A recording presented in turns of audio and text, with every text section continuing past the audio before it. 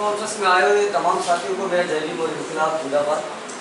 अपनी बात शुरू करने के पहले एक बात कहना चाहूँगा कि इस देश में रोहित वेमुला मूवमेंट से लेके उना तक जो एक अम्बेडकर एक मूवमेंट एक नई लहर चली हुई है, उस लहर को मैं अपना क्रांतिकारी जय भीम और क्रांतिकारी इस्तेमाल करता हूँ।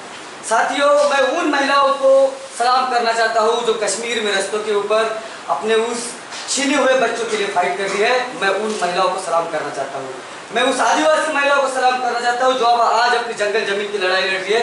मैं उस आदिवासी महिलाओं को सलाम करना चाहता हूँ। मैं उस हर व्यक्ति को सलाम करना चाहता हूँ जो इस देश में इक्वालिटी और फ्रैटर्निटी की लड़ाई लड़ रहा है। उस तमाम प्रोग्रेस सेक्शन को सलाम करना चाहता हूँ। साथियों, अपनी बात रखने से पहले एक बात मैं कहना चाहूँगा कि इस पूरे देश में इतिहास बताता है कि इस देश का right wing, RSS, BJP, BHP, इनकी अब नीति और पॉलिसी देखिए, इनके डॉक्यूमेंट्स खोल के देखिए। ये बताता है कि ये दलित, आदिवासी, महिला, मुसलमान और जिसका तमाम जो पिछड़ा सेक्शन है उसे खिलाफ बात करते हैं और उनको मारते आ रहे हैं। लेकिन इस देश के खिलाफ जो लड़ाई के खिलाफ लड़ी जानी चाहिए थी, वो लड़ाई जो लेफ्ट क्लेम करता था, वो इस लड़ाई को लड़ नहीं पाया। क्योंकि वो खुद ब्राह्मणवादी था, खुद जातिवादी था। और अब इनका जातिवाद देख सकते हैं इनके पोलित ब्यूरो से, इनके तमाम पॉलिसी से।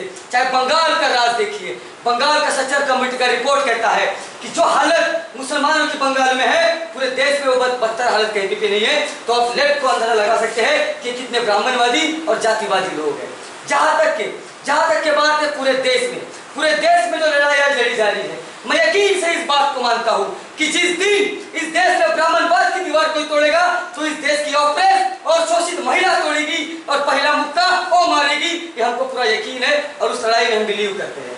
साथियों, एक बात मैं आपसे कहना चाहूंगा कि जिस तरीके से ये देश कास्ट और जेंडर के बेस पर ये देश बना हुआ है और ये देश कास्ट और जेंडर पर बेस पर बना हुआ है, इसलिए इस देश में आज भी दलित, ओबीसी, महिलाएं, शोषित वर्ग है। ये देश जो है एक रिलीजन बाइनरी पर बना हुआ है और इसीलिए इस देश में आज भी मुसलमानों को एक नया तरीके का अनटचेबल करके ट्रीट किया जाता है। उनको घर नहीं दिया जाता है। आज भी उनके तरीके से एक अलग तरह का शोषण किया जाता है। मैं ये बात कहना चाहता हूँ कि इस देश का लेफ्ट ये समझने में भूल गया और एक केवल समझने में भूल नहीं किया, इनका एक डेलिब्रेट मकसद था कि इसको भूल जाए ताकि कोई ये सवाल न करे कि इतने साल बंगाल में राज करने के बाद भी आपके कैबिनेट में वो मुसलमान कहा गया था, वो दलित कहा गया था, वो आदिवासी कहा गया था, जिनके नाम पर आपने वोट चुन के मांगे थे। और इसीलिए इस लेफ्ट को पूरे देश ने खारिज किया और आज इनकी जमानत जब्त हो जाती है जब ये चुनाव के मैदान में खड़े होते हैं। इस देश में लेफ्ट को इस देश के दलित, आदिवासी और महिला ने इनका धिक्कार किया है क्योंकि न केवल इन्होंने दगाबाजी की है, लेकिन इन्होंने उस जातिवाद, उस ब्राह्मणवाद को टिकाने रखने में पूरी कोशिश की है। हम एक बात आपसे सुनिश्चित करना चाहते हैं क्योंकि जिस समाज से हम आते हैं, जिस गांव से हम आते हैं, आज भी हमको लोग छूना दूर छोड़िए, आज भी हमसे दूर खड़े रहते हैं। हम उस एरिया से आते हैं जहाँ भी आज मेरे झोपड़पट्टी में पानी और बिजली की किल्लत है। आज हम उस एरिया में आते हैं जहाँ पर आज भी महिलाओं के सेफ्टी का सवाल सबसे बड़ा सवाल है।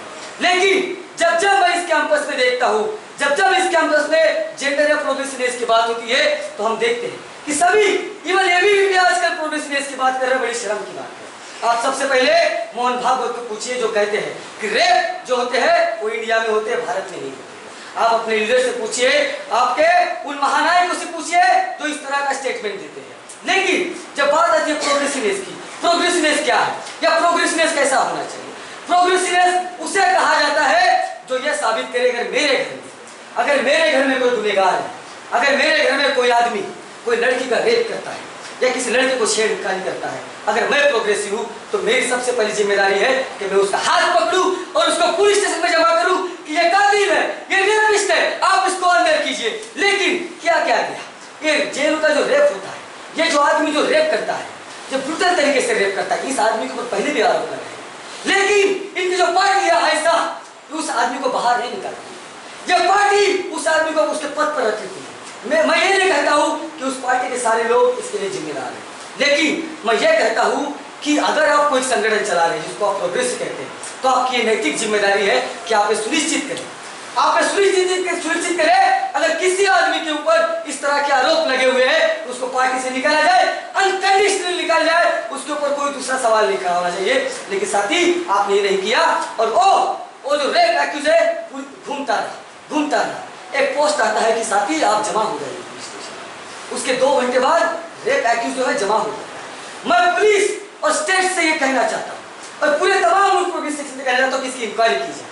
इसकी इंक्वायरी इसलिए की जाए क्योंकि हमारा वो समाज है जहाँ पर आज भी रेप किए हुए लोग खुली तरीके से घूमते हैं, आज भी कास्ट एट्रोसिटी किए हुए लोग पूरी इंप्यूनिटी के साथ घूमते हैं। मैं ये क्लेम करता हूँ और ये मैं दावा करता हूँ कि आयशा ने उस एक्यूज को इंप्यूनिटी प्रोवाइड की, आपने उसको इंप्यूनिटी प्रोवाइड की है क्योंकि वो कविता कृष्णन जो जेंडर के नाम पर झंडे गाड़ने की बात करती है, एक आर्टिकल आप नहीं लिख सकती थी क्या? मीडिया अभी कैपिटलिस्ट बन गया, कुछ दिनों पहले मीडिया कैपिटलिस्ट नहीं था जिसमें आप एडिटोरियल लिख सकते थे। ये लोग कहते हैं कि हम उस मीडिया का निंदा करते हैं जिसने विक्टिम की आइडेंटिटी को रिवील करने की कोशिश की। साथ ही मैं कहता हूँ आपको कोई मॉरल राइट नहीं है उस मीडिया को कुछ कहने का, क्योंकि यही मीडिया है जिसमें घुस के आप प्रोग्रेसिवनेस की बात करते हैं, यही वो कैपिटलिस्ट मीडिया है। हम कहते हैं we do not believe in the Indian media, we claim that the Indian media is casteist and capitalist. Indian media जो है इस देश के गरीब, दलित, आदिवासी और महिलाओं के पक्ष में कोई बात नहीं रखी है।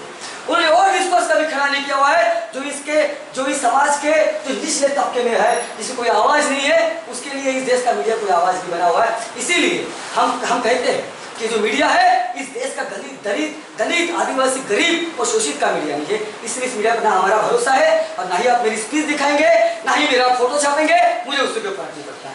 मुझसे फर्क पड़ता है इस कैंपस का उस आदिवासी से, इस कैंपस के वो दलित से, इस कैंपस के वो महिला से जो प्रोग्रेसिव से बिलीव करती है और उसकी बात भी करती है, वो मेरा मीडिया है और मुझे यकीन है यही हमारा मीडिया होगा, यही समाज का मीडिया होगा। आखिरी बात, अपना एजेंडा मेन एजेंडा जो है मैं आपको बताना चाहूंगा कि इस कैंपस में एक वाइवा करके जो होता है, उस वाइवा में 30 मार्क्स होता है।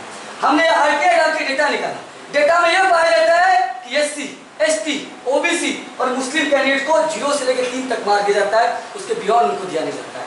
और यही कैंडिडेट है जो एंट्रेंस एग्जाम में रिटर्न में 60 और 60 अबाव क्रॉस करते हैं, लेकिन उनको 0 मार्क दिया जाता है। और जो अपर कास्ट कैंडिडेट है उनको आप देखिए 10, 15, 20, 25 तक दिया जाता है। मैं सवाल पूछता हूँ, ये आप लोग कौन से नदी का पानी पी के आते हैं कि आपके पास ये मेरिट है जो इस देश के मुसलमान के पास नहीं है, जो इस देश के दलित के पास नहीं है, जो इस देश के ओबीसी के पास नहीं है? आप कौन सा मेरिट का पानी पी के आते हैं? इसीलिए इस वाइवा अवस्था को कम किया जाए ताकि यह सुनिश्चित किया जाए कि इस देश का वो हर दलित, वो हर गरीब, वो हर आदिवासी जो अपने गांव और अपने झोपड़पट्टी से आता है इस कैंपस में पढ़ पाए, इस कैंपस में शांति से पढ़ पाए और इज्जत के साथ पढ़ पाए। दूसरा हमारा डिमांड है कि जो कॉन्स्टिट्यूशनल रिजर्वेशन है, इस कैंपस में हमने और एक डेटा निकाला है कि फैकल्टी से लेकर स्टूडेंट तक बहुत सारे सेंटर्स और स्कूल में रिजर्वेशन फुलफिल नहीं किया गया है। हमारी डिमांड है कि इस संवैधानिक अधिकारों का वायलेशन ना करते हुए ये सुनिश्चित किया जाए कि इन कम्युनिटीज का रिप्रेजेंटेशन इस कैंपस में हो। तीसरी बात है माइनॉरिटी डिप्रिवेशन पॉइंट, जैसे इसके आप देख लीजिए, आप हिस्ट्री से लेकर फिजिकल साइंसेस देख लीजिए, जहां पर मुसलमानों की संख्या एकदम नाक के बराबर है।